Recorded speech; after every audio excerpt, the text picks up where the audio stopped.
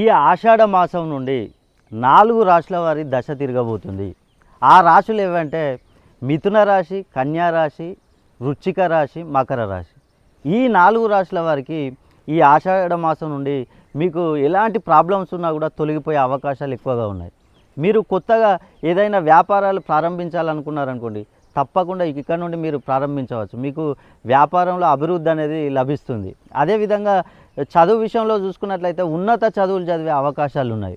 ఉద్యోగం కోసం ప్రయత్నం చేసేవారికి కూడా ఉద్యోగాలు తప్పకుండా లభిస్తాయి. అదేవిధంగా ఉద్యోగంలో ఉండి ప్రమోషన్ల కోసం ఎదురు చూస్తున్న వారికి కూడా ప్రమోషన్లు వచ్చే అవకాశం.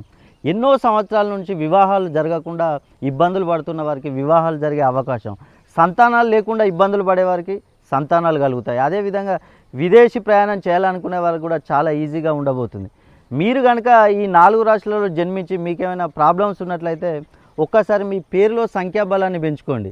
మీ పేరులో సంఖ్యాబలాన్ని 260 డిగ్రీస్ పైన మీరు ప్రోగ్రామింగ్ చేసుకున్నట్లయితే మీకు ఎలాంటి ప్రాబ్లమ్స్ ఉన్నా కూడా తొలగిపోతాయి.